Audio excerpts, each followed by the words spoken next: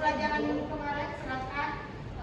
Pancasila itu merupakan dasar negara Indonesia yang lahir melalui proses sejarah panjang dan penuh perjuangan. Latar belakang Pancasila itu tidak terlepas dari kondisi dan Indonesia yang berada di bawah penjajahan, sehingga muncul semangat untuk merdeka dan membentuk negara yang berdaulat.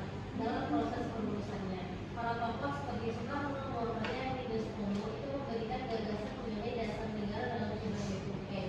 Baik, setelah kita belajar tentang sejarah Pancasila minggu kemarin, minggu ini kita masuk tentang nilai-nilai Pancasila. Sebelum Ibu menjelaskan tentang nilai-nilai Pancasila, Ibu akan menjelaskan dulu tujuan pembelajaran kita kali ini. Yang pertama, Ibu berharap anak-anak Ibu mampu mengidentifikasi dan menjelaskan 5 nilai dasar Pancasila, kemudian mampu menganalisis penerapan nilai-nilai Pancasila dalam kehidupan sehari-hari, serta dapat mengamalkan nilai-nilai Pancasila dalam kehidupan sehari-hari. Apakah anak-anak Ibu mampu untuk mengimplementasikan nilai-nilai Pancasila? Mampu. Baik, selanjutnya di sini Ibu akan menjelaskan pengertian nilai-nilai Pancasila. Nilai-nilai Pancasila itu adalah nilai fundamental, artinya di sini nilai yang lahir atau berdasar dari sejarah yang lalu atau budaya kita yang terlebih dahulu, dari budaya, tradisi, dan kebiasaan pada zaman dahulu. Maka hal itu dikaji dan diangkat menjadi nilai-nilai Pancasila. Selanjutnya, butir-butir Pancasila. Di sini pasti tahu kan Pancasila itu apa saja? Tahu, Bu. Silakan seksi, sebutkan butir-butir Pancasila apa saja. Yang pertama ada ketuhanan yang Maha Esa, kedua kemanusiaan yang adil dan beradab, ketiga kesatuan Indonesia, keempat kerakyatan yang dipimpin oleh hikmah kebijaksanaan dalam permusyawaratan perwakilan, kelima keadilan sosial bagi seluruh rakyat Indonesia, Bu. Baik, pasti sudah tahu semua ya, anak Ibu. Sebelum kali ini kita akan membahas satu persatu tentang nilai-nilai pada butir Pancasila. Yang pada sila pertama yaitu tentang ketuhanan. Ketuhanan yang di sini yang dimana dimasukkan dalam Pancasila bukan hanya tentang hubungan kita dengan Tuhan kita saja, tapi bagaimana kita sebagai rakyat Indonesia bisa saling toleransi terhadap agama-agama yang ada di Indonesia. Di sini ada yang tahu ada berapa agama di Indonesia? 5, Bu. Betul. 6, maaf. Ada 6 apa saja? Saya, Bu. Silakan. Ada Islam, Kristen, Katolik, Hindu, Buddha, dan Konghucu, Bu. Betul sekali. Ada 6 agama di Indonesia. Kita harus bisa saling bertoleransi, harus saling menghargai agama antar umat agama di Indonesia. Bukan sedikit-sedikit jika kita ketemu orang nonis, kita sedikit-sedikit jika login. Sebenarnya itu adalah maksud kata sarkas atau tidak boleh. Itu sama dengan melanggar dari nilai Pancasila. Kenapa seperti itu? Karena kita mengganggu tentang pilihan dia terhadap agamanya. Sedangkan di Pancasila kita bebas memilih agama kita masing-masing. Jadi kita tidak boleh mengatur agama seseorang. Selanjutnya yaitu tentang sila kedua, kemanusiaan yang adil dan beradab. Di sini kemanusiaan yang adil dan beradab itu artinya kita sama, tidak ada yang beda, kita serata atau satu derajat semuanya. Tidak ada perbedaan antar golongan, antar ras, antar bahasa, antar golongan. Maksudnya tidak ada circle-circlean di dalam kelas. Kita semuanya harus sama. Tidak ada budaya yang membuli di kelas. Itu yang dimaksud dengan kemanusiaan yang adil dan beradab. Kemudian Ibu ingin menanyakan apa yang terjadi jika seorang tidak memiliki sikap kemanusiaan? Ada yang tahu apa yang terjadi jika seorang tidak memiliki sikap kemanusiaan? Silakan Ririn.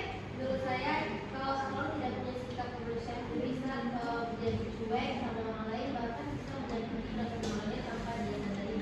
Misalnya suka membuli, pergi teman atau nggak peduli kalau ada orang yang lagi susah. Betul. Dari sikap yang tidak memiliki kemanusiaan, yang tidak memiliki pekaan, itu yang awal mula menimbulkan bully yang sering terjadi di Indonesia saat ini. Hal itu terjadi karena dia tidak menanamkan nilai dan Pancasila kedua, yaitu kemanusiaan yang adil dan beradab. Untuk sila yang selanjutnya yaitu sila persatuan Indonesia. Nilai persatuan Indonesia di sini yaitu nilai kebangsaan mengandung semangat untuk menempatkan kesatuan, serta kepentingan bangsa dan negara di atas kepentingan pribadi atau golongan. Jadi maksud di sini yaitu kita harus mengutamakan kepentingan bersama daripada kepentingan pribadi. Contohnya ada kasus, masih ingat kasus mahasiswa menerima LPDP, tapi malah dia memasukkan anaknya sebagai warga negara asing, padahal dia sendiri ada pengguna LPDP. Apakah anak-anak ibu mendengar kasus itu?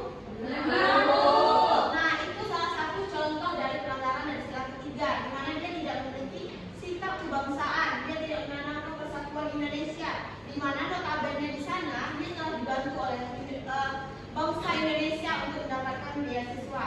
Seharusnya sebagai penerima LPDP dia bisa menerapkan ilmunya yang didapatkan di luar negeri ke Indonesia sebagai bentuk cinta tanah air. Tetapi di sini dia malah melanggar sila ketiga, yaitu tentang persatuan Indonesia. Selanjutnya sila keempat yaitu kerakyatan yang dipimpin oleh sifat kebijaksanaan dalam kesepakatan kebangsaan, di mana nilai demokrasi mengutamakan musyawarah untuk mencapai mufakat dalam mengambil keputusan bersama serta menolak pemaksaan kehendak. Di sini, menurut kalian apa yang terjadi jika kita mengambil keputusan tanpa musyawarah? Ada yang bisa? Saya silakan, Renan. Kalau tidak ada musyawarah, biasanya keputusan jadi sepihak dan sedikit orang yang tidak setuju untuk merasa tidak baik. Akibatnya bisa didukung atau bertindak kekuasaan. Betul sekali. Jadi contohnya seperti ketua kelas. Tentu saja kita harus melakukan musyawarah. Tidak bisa menghasal menunjuk seseorang menjadi ketua kelas. Maka di sini penting sekali bahwa kita merumuskan suatu kebijakan itu berdasarkan musyawarah. Yang selanjutnya yaitu sila kelima, keadilan sosial bagi seluruh rakyat Indonesia. Keadilan yang dimaksud di sini yaitu nilai kesejahteraan mengandung prinsip pemerataan dan keadilan dalam kehidupan masyarakat. Artinya di sini kita memiliki keadilan atau hak kewajiban yang sama pada setiap warga masyarakat Indonesia tanpa dibeda-bedakan satu sama lain. Nah, setelah Ibu menjelaskan dan nilai-nilai dari setiap butir Pancasila, Ibu akan memberikan sebuah kasus kepada Ananda untuk Ananda analisis terlebih mendalam, yaitu tentang maraknya kasus perundungan di sekolah. Fenomena perundungan di kalangan pelajar biasa ini menjadi sorotan kembali. Dalam beberapa tahun terakhir, kasus bullying dari sekolah dasar hingga menengah atas dan juga pesantren yang tak hanya menimbulkan kontroversi tetapi juga menimbulkan trauma mendalam bagi korban. Inilah video perundungan yang dialami salah satu siswa di SMP Negeri 1 Blora, Jawa Tengah. Tampak salah satu siswa hanya masa saja dibully rekannya. Ironisnya, puluhan teman-teman mereka hanya melihat dan menyoraki tanpa mencoba melarang. Pihak kepolisian Polres Blora bergerak cepat dengan memanggil para siswa yang terlibat dalam video film tersebut.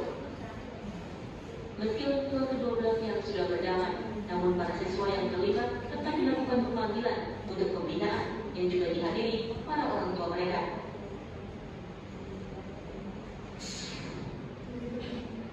Di Tangerang Selatan, Banten, seorang siswa berusia 13 tahun kelas 1 SMP Negeri 19 luka di bagian kepala dan anggota tubuhnya nyaris lumpuh akibat dianiaya oleh anak kelasnya. Perundungan terjadi pada 20 Oktober 2025. Awalnya korban merasakan sakit di bagian kepala.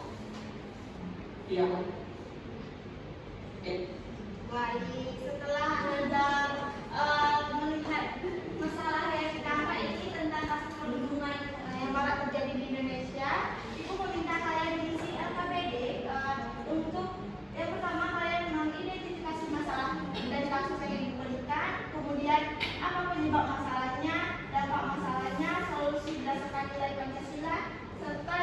saya juga menulis refleksi pada terhadap kasus ini. Silakan berbagi menjadi kedua kelompok. Yang pertama, silakan dan lebih dahulu. Baik, Bu. Bagaimana kelompok satu? Apa ada kesusahan? Kelompok dua. Sudah anak-anak? Sudah, Bu. Sudah. Silakan untuk kelompok satu tampil ke depan.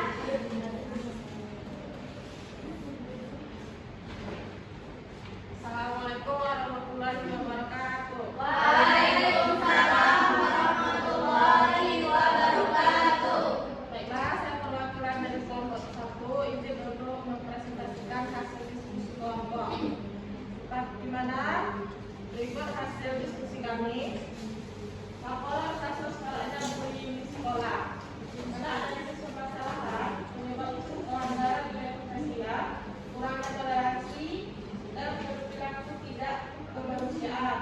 Dampak sosialnya, rasa trauma dan depresi, menurunnya kepercayaan diri.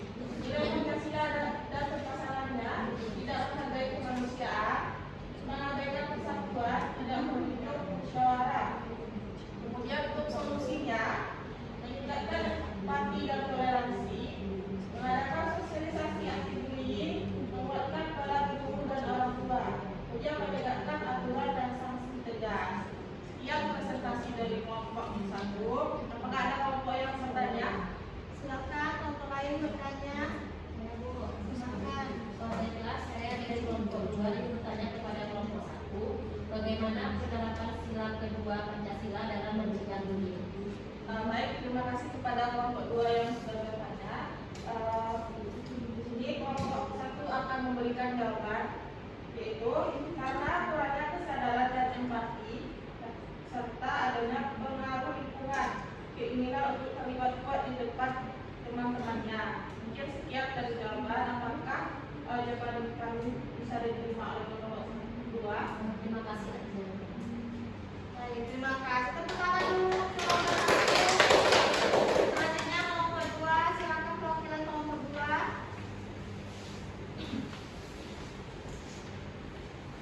Baik, assalamualaikum warahmatullahi wabarakatuh.